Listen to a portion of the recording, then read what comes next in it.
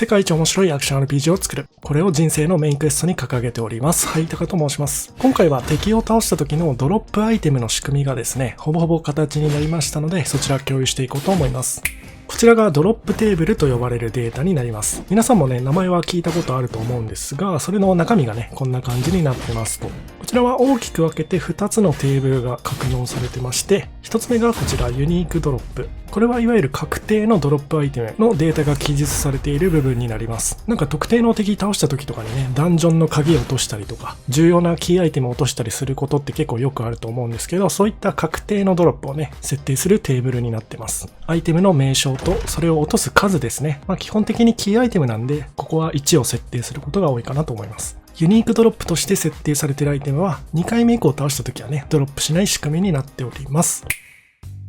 そして続きましてがこちらランダムドロップということで、こちらがいわゆるドロップテーブルといった時に皆さんが想像するようなものかなと思います。配列形式になっていて、自由にね、好きなアイテムを複数個登録することができます。これテスト用のテーブルなんですけど、同じアイテムがね、3回登録されてますね。リジェネレーションストーン。これは消費することでね、体力をちょっとだけ回復することができる。皆さんね、このゲームプレイするときに、おそらくね、一番頻繁に拾うことになるアイテムだと思います。このリジェネ石が、ドロップ数がね、1個のパターンと、2個3個とね、複数個同時にドロップするパターンの3通りで設定されていまして、1個だけドロップする可能性は 40%、2個ドロップは 20%、3個ドロップは 5% ということで、合計 65% ですね。この 65% の確率で何らかのアイテムがドロップするというような仕組みになってます。ここの確率の合計値がね、これ人の手でどうしても設定していくことになるので、間違っちゃってね、100% 以上とかになっちゃうことってあると思うんですよ。人為的なミスでね。そういった場合はこのテーブルの一番上のところ、インフォメーションの欄に、ランダムドロップのトータルチャンスということで、パーセンテージを全て足した値をね、常に表示してくれるようになっています。ここの値がね、100% 超えたらちょっとバグっちゃうので、そこだけは注意して設定していかないといけませんと。で、さらにランダムドロップの場合はですね、2回目以降同じ敵をね、何度も倒していく場合、同じドロップをね、複数回引き続けることもできるようになってます。その場合にドロップの総数に制限をかけることもできるようになっていて、こちらのリミテッドドロップスというところに、アイテムの名称とその敵からドロップするアイテムの総数に規制をかけたい場合は、その数値を設定しておくと、それ以上の数はアイテムがドロップしなくなるというような効果があります。ゲームの難易度的にね、同じ敵からずっと大量にね、アイテムがドロップし続けるとちょっとぬるくなりすぎちゃうなみたいな場合は、ここで対策をしていくことができるというような作りになっております。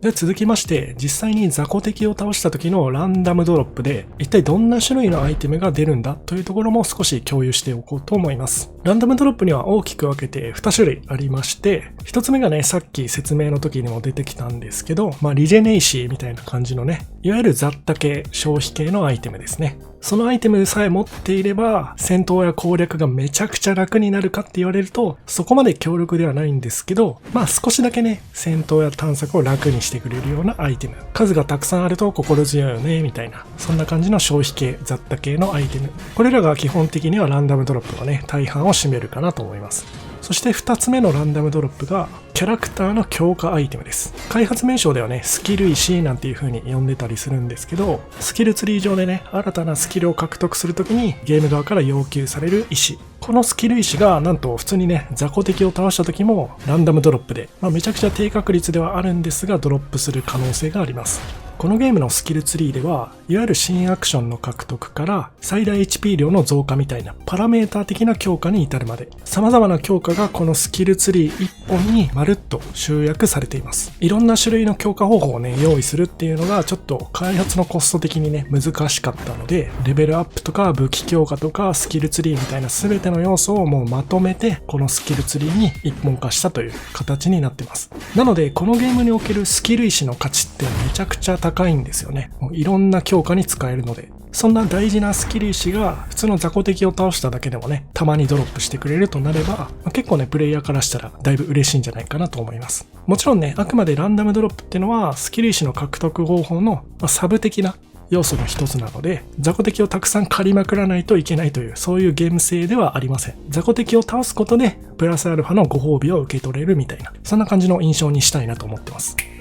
あと、スキル石の種類についてなんですけど、以前ね、スキルツリーの動画を出した時、結構前なんでね、覚えている方少ないかもしれないんですけど、スキル石の種類がね、昔3種類あったんですよ。赤、緑、青の3色のスキル石って感じで。で、それぞれ近接攻撃、魔法攻撃、回復系みたいなね、色によって強化できるスキルのジャンルが決まっているっていうようなシステムで作ってたんですけど、その時の動画でね、視聴者の皆さんから、いや、スキル石一色にして自分で自由に使えるようにした方がよくねっていうコメントがめちゃくちゃ多くて、でそれ読んでてね、確かにそうだなっていう風に思い直したんですよね。で、いろいろ検討を重ねた結果、結局ね、スキル石の一色に統合することに決めました。で、もうすでにね、今週その処理も行っていますので、今後はね、スキル石拾った時に、プレイヤーの皆さんが自由に、俺は回復系めちゃくちゃ強化したいんや、とか、いやいや、俺は魔法攻撃めっちゃ強化したいねん、みたいな感じで、自由なジャンルのスキルをね、好きなだけ伸ばしていけるようにっていう風なアップデートを行いました。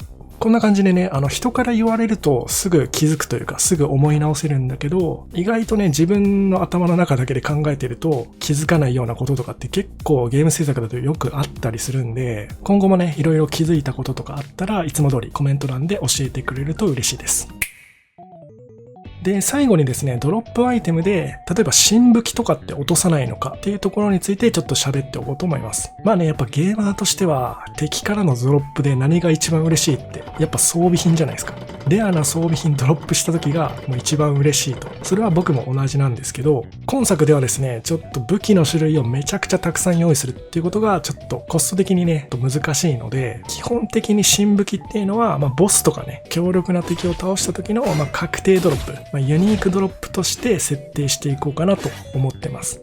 ただその分ね、新武器一つ一つにはね、それぞれその武器の特性を生かしたアクションっていうのをたくさん用意していく予定なので、その辺は期待してもらって大丈夫かなと思います。動画だとね、基本的に片手剣で戦ってることが多いと思うんですけど、いつも背中に背負っている両手剣とかね、その他にもいろいろ武器の量産っていうのはしていくつもりなので、その辺をまたおいおいね、動画で報告していこうかなと思います。現状はもうすぐ控えてるね、体験会イベントに向けてチュートリアルステージをね、しっかりブラッシュアップするっていうところに全力を注いでますので、それが終わった後ぐらいかな、次の新マップの追加とか、新武器種ですよねの追加、それから新ボスの追加みたいな、そういった量産系の作業っていうところにね、ついに手を伸ばしていけそうなので、今後もね、末永く応援していただけるとありがたいです。というわけで今回この辺で終わりたいと思います。また来週もよろしくお願いします。